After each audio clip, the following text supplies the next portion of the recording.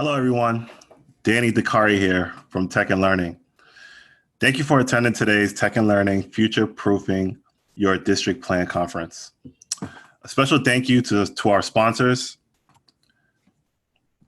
Catch On, Classcraft, FileWave, Global Teletherapy, GradeCam, Sanford Programs, and a special thank you to all of our association partners. Today's virtual conference is focused on taking the lessons learned from current remote learning programs to create long-term plans that support effective teaching and learning, both online and in person. I want to remind everyone to log in to the Conference Hub using the link sent in your confirmation email. Once you are logged in, you can visit a sponsor booth to learn about their offerings and book a meeting or live chat with them. See your personalized agenda. Network with over 1,000 of today's attendees via the registrant directory and chat features. Access all of the conference resources in the download section. You can also win prizes. Throughout the Conference Hub, you will find several buttons to enter yourself into our passport to prizes. Please visit all of the pages using the navigation bar on the top of the page. Every time you find a button and fill in the form, you will earn one entry into the raffle. All entries are eligible for a series of prize drawings. Only one prize per participant. You can enter once for every button you find.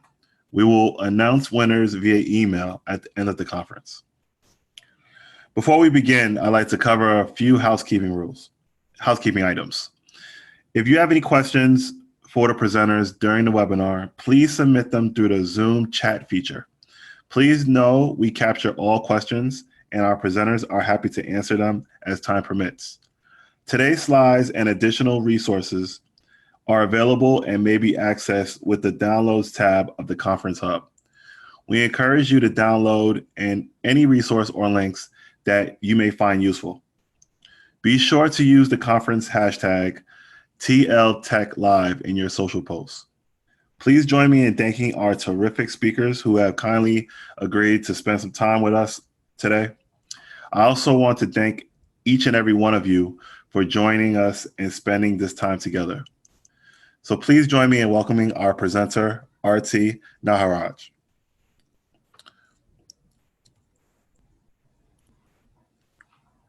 Welcome to the Tech and Learning Virtual Conference, Role of the Board and Relationship to Staff During a Crisis.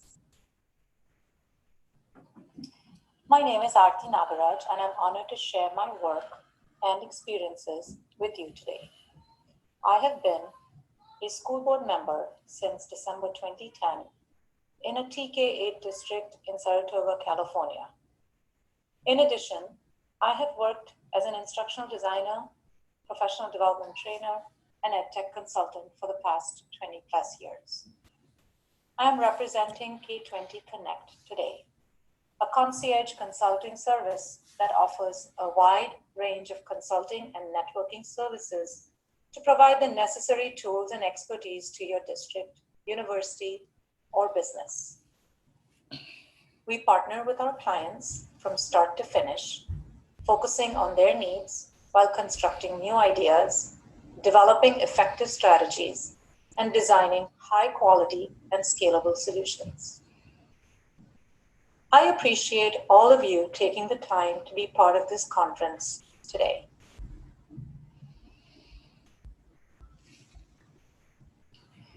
At the end of this session, you will be able to define the role of the board, define the superintendent and board relationship, define the staff and board relationship, and then evaluate and redefine each of these relationships. So let's start with the first one, the role of the board. Direction, a key word for board members to remember.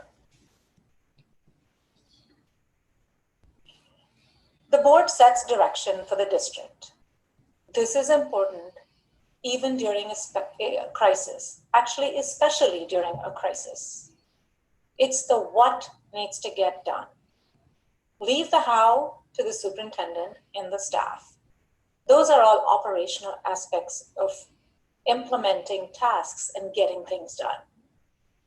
Of course, we as board members are often used to just doing the work, especially when you get a lot of pressure from the community. It is very important to have restraint and allow for the superintendent and staff to do the work. This definitely demonstrates community leadership because you're pausing, reflecting, and looking at the bigger picture before implementing or taking any action. Let me give you an example, or actually a metaphor. Let's take the metaphor of the news helicopters. They're sharing what they see from above. And then they're sharing that information with the newscasters in the studio. It is up to the newscasters in the studio to sift through and report on what is important. At that moment and in that context of all the news that is being reported. So the board members can consider themselves as the folks sitting in the helicopter providing direction.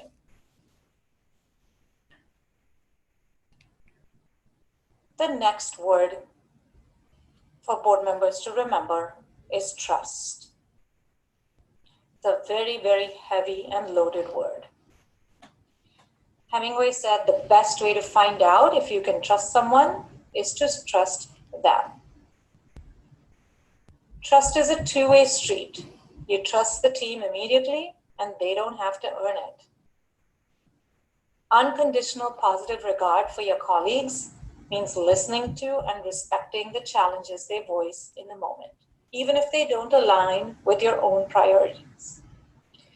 Being as visible and as vulnerable as possible, being honest with the team, even when you don't have the answers. That is what trust is. Giving your superintendent the authority to make informed decisions is key, especially during a crisis. And that's probably the first thing you do when you go into crisis mode. I've done this in another of my webinars where you talk about how do you set your priorities.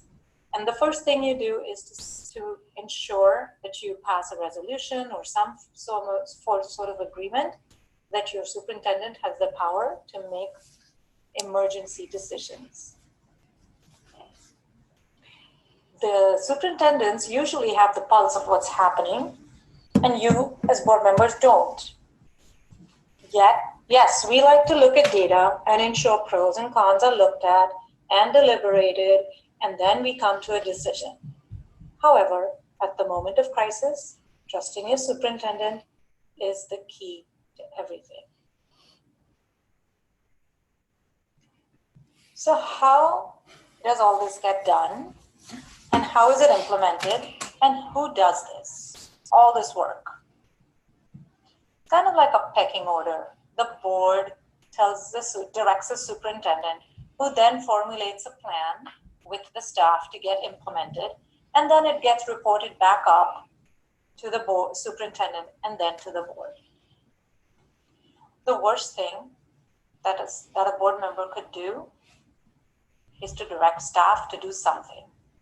Not only does this violate trust, but it throws the entire system off kilter and the process, because staff has to drop everything and turn to what the board member has to say and then do the work. They're getting mixed messages.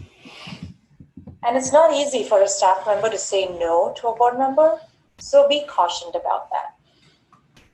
However, words and notes of encouragement are always welcome, and especially so in times of crisis. Staff is juggling many things, and sometimes they spend more of their time with their students or their team members than with their own families.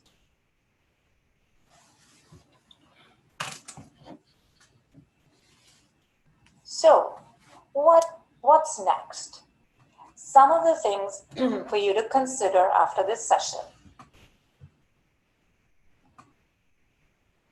What do these relationships look like in your district? What might you keep discard, and modify. How will you evaluate these relationships on an ongoing basis? So when we come into the Q&A section, let's keep these questions in mind as we discuss, and we can come up with potential solutions for all of you to take away from this session.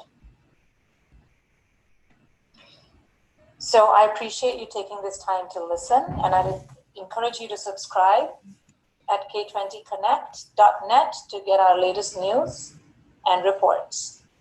You can find me in these coordinates, and I look forward to discussing your situations and solving through some of those problems. Thank you. And now we'll open the floor for some Q&A with Arati. Thank you, Danny, and welcome. I see some familiar names back and from the previous session. So thank you for coming back, and also welcome to the new folks. If you have questions, please put them in the chat, and then Danny will put you up and you can unmute yourself and ask your question, and we can have that conversation.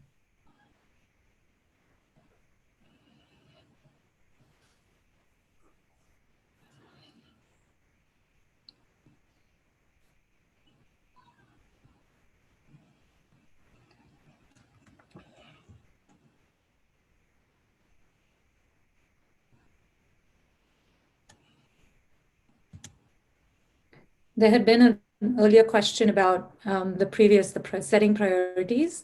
Mm-hmm. Yes, that will be done again at 4 p.m. Eastern time. So if you would like to jump in during that time, that I would be happy to answer your questions then. And will the PowerPoint be added to the information for downloading? Danny, I believe that was in the conference hub. Yes, I believe so. Yes, Amy, that will be in the conference hub. I believe there's a download section, and you can download. You did not see it in the downloads.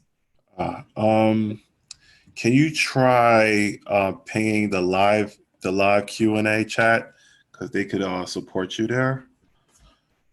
If not, I will try to work on my end to get that to you, Amy. And we have a question from Kate. I'll unmute you, Kate.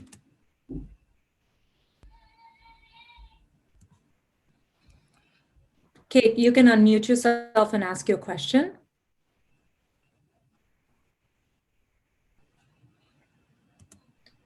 Not good for you to unmute. Okay, what would you say are the biggest levers that board members can use during this time to ensure that our reopening plan is strong?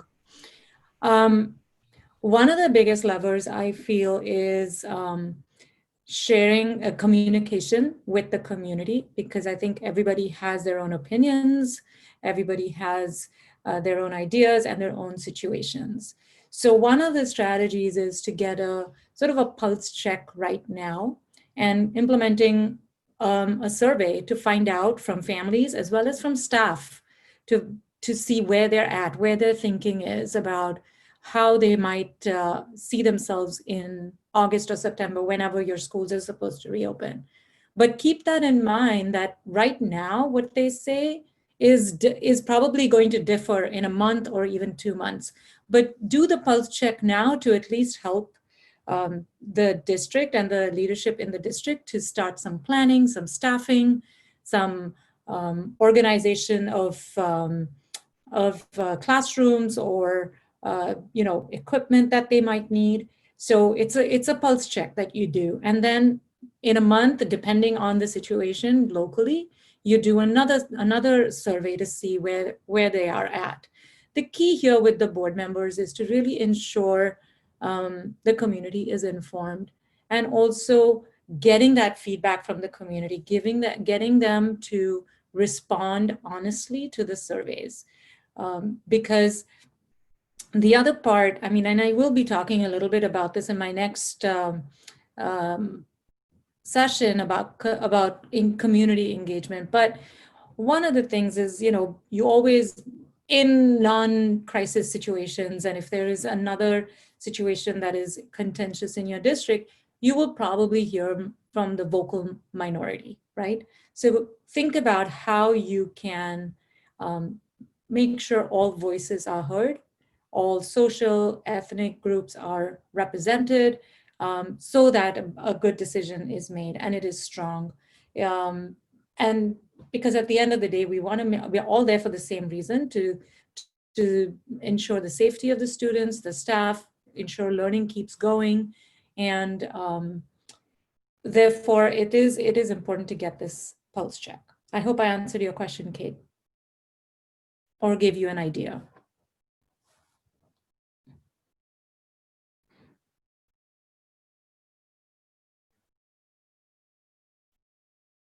Anybody else?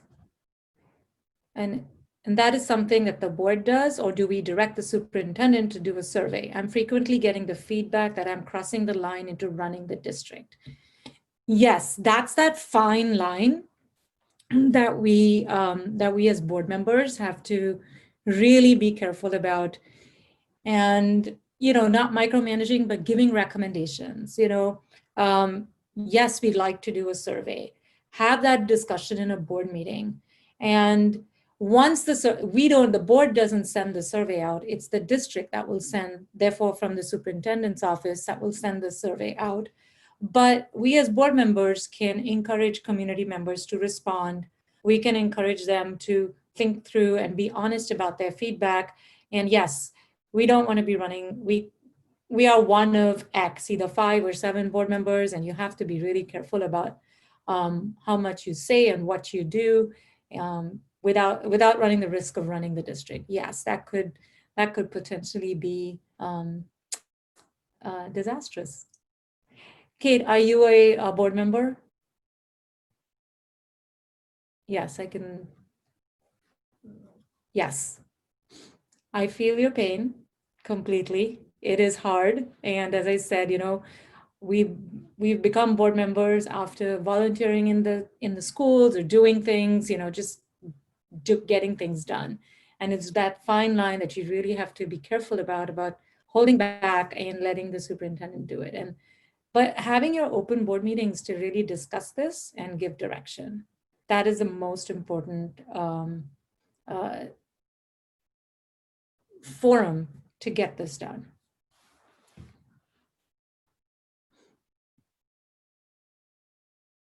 We do represent the community, so it is one of our responsibilities is to any other levers.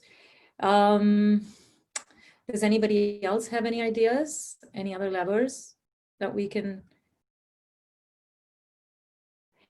I think reassuring the community also and the staff that we are trying to do the best possible thing in the most unknown situation. Everybody's building the plane as we're flying it right now. So one of the things is just keeping yourself personally informed about what other districts or what other parts of the world, because some other parts of the world are opening up. What are they doing? What are some of the pros, cons? What are the challenges that they're facing? Personally, I just keep reading and sifting through, and talk to your superintendent about how he or she would like to get information from you in terms of, you don't want to bombard them with articles or news reports or things. So I think one of the other levers is really making sure how much information you push to your superintendent and the format of it, because they're getting bombarded with so much, what's happening on the ground, hourly changes, daily changes from the local health department or the local county office or the state or the federal government. So I think communication and how you communicate with your superintendent is very key.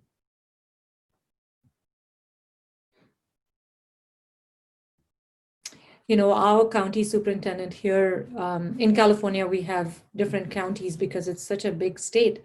Our county superintendent, at the beginning and back in whenever it was March, there was this lot of pressure, close down the schools. And, we were really cautious because yes, you could close down the schools, that's sure, but then what about reopening? That's a bigger challenge. So because there's so many moving parts. So I always keep that in mind about how do we make sure we are aligned and adhering to our local guidelines as well. Any other questions, comments, ideas, things that have worked in your district, or you've read any articles that you have, been wowed by, or frameworks? Because I know, one of the other levers is, one of the other pieces that's happening right now is you have, people are building out 3 different scenarios. And we don't know which scenario is going to be implemented. One is we go back just business as usual. Second one is we continue the complete remote learning, nothing, we still open school on whatever date the school was supposed to open in August or September. And the third is it's a blended approach, right? But we don't know what the health situation, or the directive situation is going to be at that given time.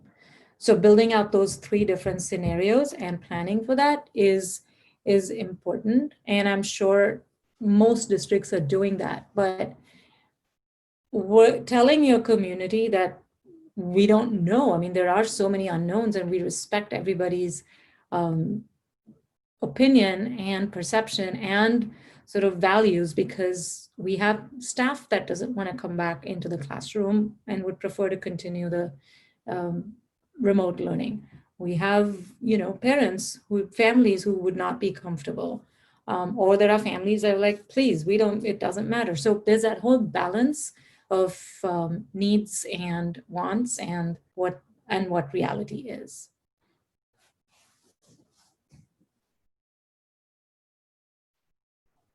Kate, I hope I've given you some levers and some ideas for your district. You're welcome, Kate. Anybody else?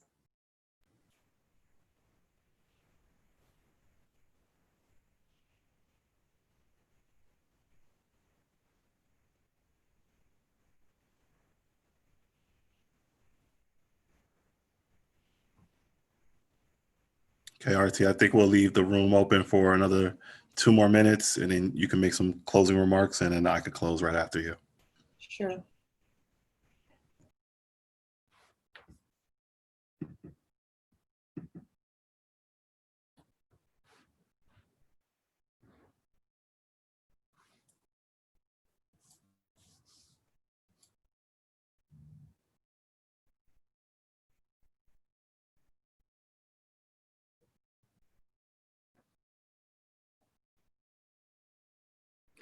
So I guess I just want to say, if you have further questions or things that come up, okay, this may go back to your last session, which I wasn't able to attend, but it seems to me that setting goals that the board will monitor is a potential lever. What are the most important goals that boards are setting now? Yes, yes, I did cover that in my previous session, and it was about crisis priorities. And yes, that is definitely a lever that you would use. But one word of caution there also was that because this is such a fluid and ever-changing situation, you do set those priorities, but revisit them, maybe set them for like a period of 2 months, or even just 1 month or 3 months, or whatever it is, right? And then revisit it, because as we know, things are changing. And absolutely, you can look at that session or attend at 4 p.m. Eastern to have a further discussion on that.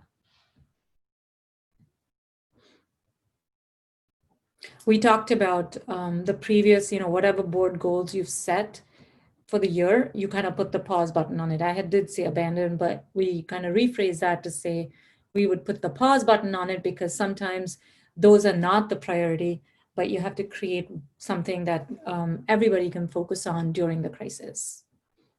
So.